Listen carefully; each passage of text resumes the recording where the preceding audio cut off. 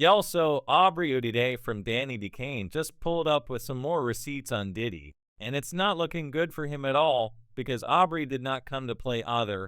Aubrey's Diddy King co-member Don Richard filed a messy and explosive lawsuit against Diddy last week where she accused him of allegedly mistreating the DMYK girls and subjecting them to torture-like conditions.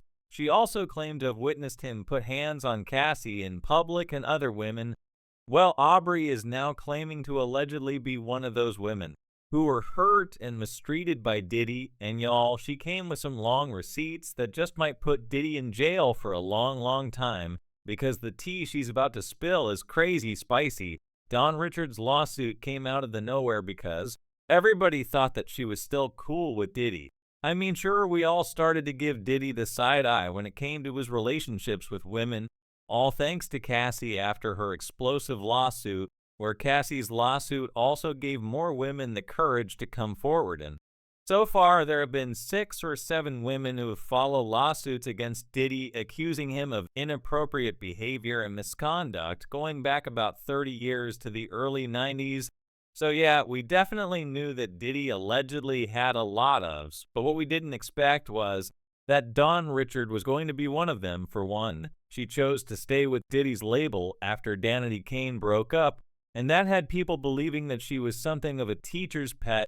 She was a part of Dirty Money, and she also appeared on Diddy's last album, Love, which he dropped in September 2023, only a few weeks before Cassie's lawsuit dropped. And let's not even get into the fact that she had always talked about how fiercely loyal she was to Diddy, and how he was always going to have her loyalty no matter what because he bought her out of a bad contract, and she said he will always be her forever homie.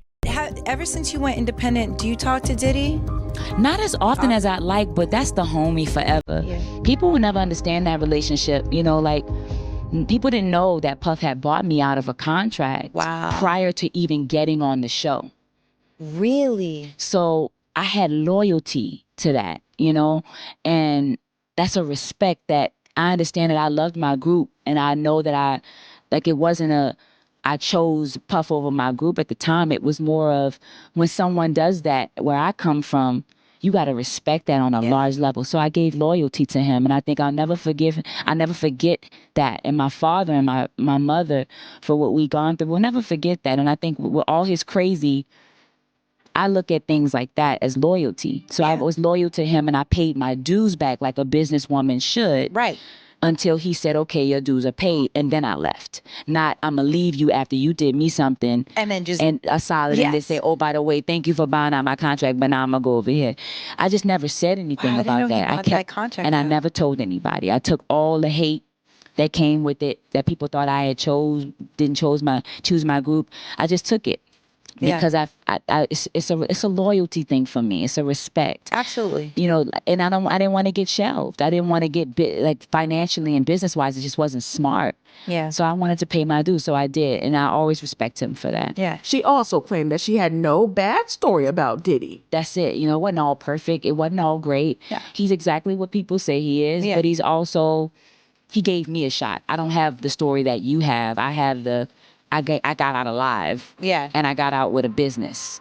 And I don't have no bad stories. That was only support. So if you do good by other people, they'll do good by you. So because of this, a lot of people felt the type of way about her lawsuit, and she has also been accused of making things up for a quick payday. However, if you read between the lines, you'll probably realize that she actually dropped some hints that things weren't what they seemed. For example, in the interview, she talked about how much things weren't perfect and how she was lucky to get out alive. It seems like she was scared to tell the truth and was just going along with whatever version of the story he wanted her to tell. And honestly, can you blame her? Did he allegedly blew up Kid C's car and allegedly bragged to multiple people about how he could make people disappear? So yeah, it looks like Dawn was thinking that she needed to stroke his ego and keep her mouth shut until a time when he was vulnerable enough for her to come forward and tell her truth.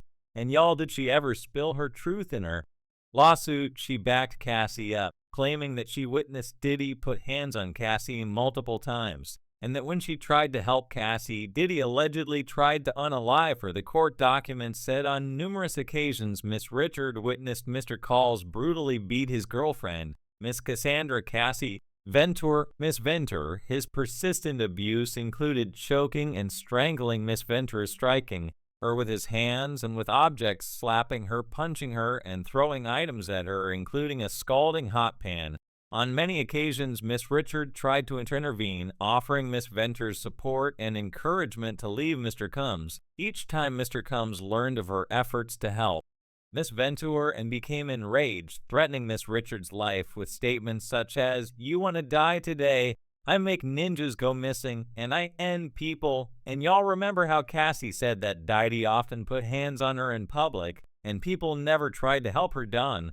Also revealed that Diddy once punched Cassie in front of Neo and Usher, but they didn't even flinch and continued eating. The lawsuit says Combs hosted a dinner at a West Hollywood, California restaurant, which Miss Richard and Miss Harper were required to attend.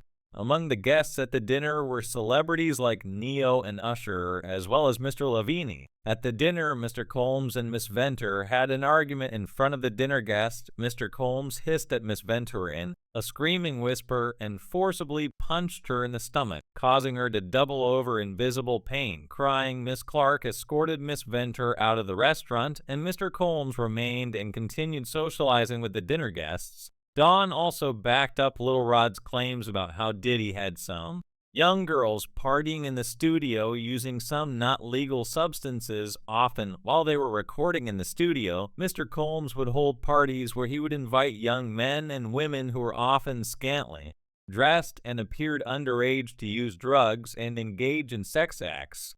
Miss Richard observed Mr. Combs and his colleagues kissing, groping, and inappropriately touching the young women. Upon information and belief, the participants often left the inmate area to have intercourse and returned shortly thereafter. The lawsuit also talks about how badly Diddy treated girls of Daddy Decane while producing Making the Band 3 and 4. She said, throughout the productions of Making the Band 3 and 4, Mr. Combs deprived Miss Richard and her Daddy Decane bandmates of basic needs such as adequate food and sleep. When Miss Richard or her Identity Came bandmate requested meals or rest, Mr. Combs refused and chastised them with derogatory comments like, "You bees don't want this," or "Y'all are not hungry enough, and I'm paying you bees to work." It continued. Upon information and belief, Mr. Combs would regularly be awake for prolonged periods of time because he was high on drugs. During these periods, Mr. Combs demanded continuous access to Miss Richard, and her dad became bandmate, often forcing them to record and rehearse for stretches of 36 to 48 hours without breaks. And the one time she tried to stand up for herself, well, allegedly Diddy had one of his goons lock her in an unheated car in the middle of winter. The lawsuit says Miss Richard screamed as loudly as she could, but no one responded. It was late evening in the wintertime. The windows were heavily tinted, and the interior of the car was dark, except for faint interior lights.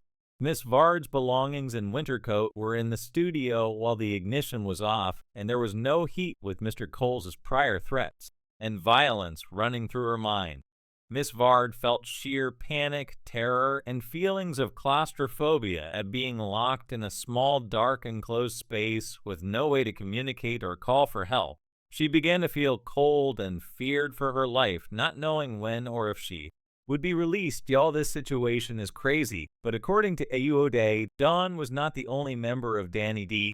Kane to have gotten his treatment from Diddy, because she also got treated like that. Looking back, we should have seen the red flags waving in the air, because Making the Band was a crazy hot mess. But at the time, reality TV was messy and very toxic, so everybody took it as normal back then. I mean, why? Remember how toxic some other similar shows like America's Next Top Model were. So at the time, nobody really thought that what Diddy did to Danny Decane on the show was that bad. However, Aubrey was one of those people who tried hard to fight back against Diddy and didn't take any BS from him.